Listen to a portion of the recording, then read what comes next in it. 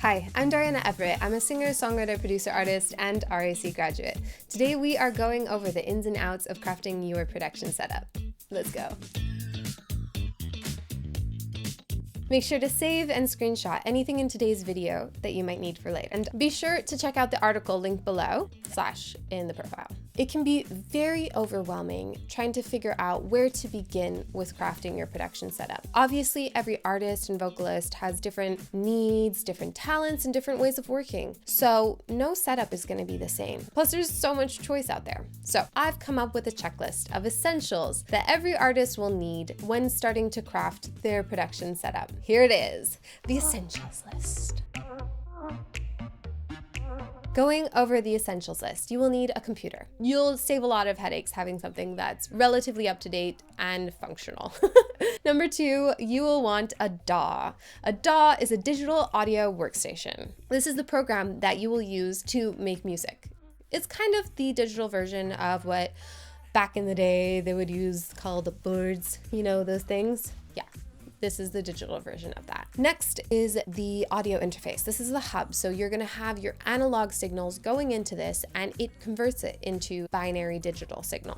So it has in it an analog digital analog converter. So an ADDA converter. All audio interfaces come with bells and whistles, meaning inputs, preamps, maybe DSP. You'll just have to see what bells and whistles you will want and what works for you and your needs. Number 3, you're gonna need a microphone. Next video is all on microphones, so be sure to check that out. But I will say if you're in a studio and you're recording voice, likelihood you are going to want a condenser microphone. And there's so many different types, and depending on the tone of voice, all that, be sure to check out the next video. It'll be really helpful. After that, you will need a MIDI controller. Even if you don't play an instrument, you can get a drum pad, an MPC. If you want to get a synthesizer, that's also super cool. Most synthesizers have MIDI capabilities. I'd say 100% it's really important to be able to have the ability to play along with what you're listening to easily. Headphones and monitors. Start with good headphones, close back for monitoring. When you're recording, you have close back headphones, or open back for mixing. It allows the low end to seep through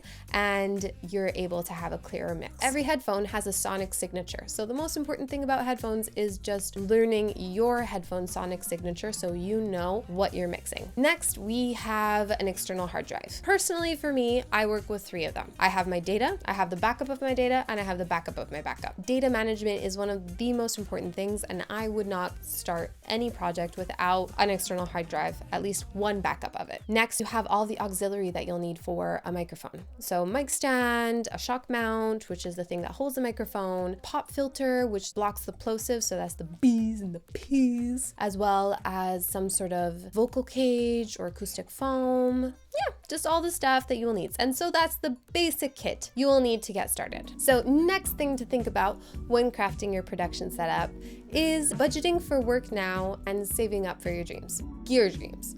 And there's so much amazing gear out there. And honestly, when you get to the high-end stuff, it can become addiction. I don't want you to feel like you have to completely put yourself out to be able to start working. There's so many good budget options. They're like top shelf, A1. Plus, it's also so nice to make a list of your dream gear and then save up and buy yourself little things off of it once in a while. Also, I'd say if you have a functional setup, you can always rent gear that's out of your budget for a weekend or go to a studio and use their gear. So don't let that stop you from getting started. I will provide 3 different options, 3 different budgets: the budgety budget, the medium budget, and the splurge. This you can screenshot / save this video for later. So in the budgety budget, this is what I do. Next, the medium budget and the splurge. Next thing to think about when crafting your production setup is that routing charts are your BFFs. Your BFFs, yeah.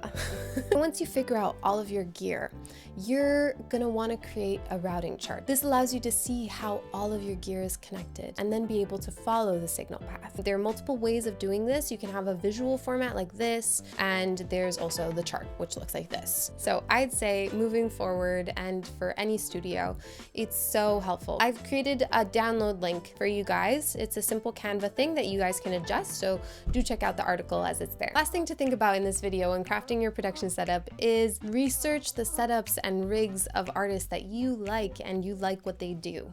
So artists are great at doing what they do best. And it's so cool to find out how they do that. So you can go to this website here and find out what artists' rigs are, what microphones they use. And it's such a great place to start when you're trying to develop your sound and also craft your production setup. Yeah, it's fun to find artists with a similar vocal tone or a similar aesthetic in terms of what you want to create and see how they do what they do. Remember, live rigs and studio rigs are different. It's a cool place to start and also to think outside the box of what possibilities you can use. I hope this video really helped you familiarize yourself and feel a bit more confident with crafting your production setup. Be sure to check the article and stay tuned for the next video on choosing a microphone to make you sound best. See you. Bye.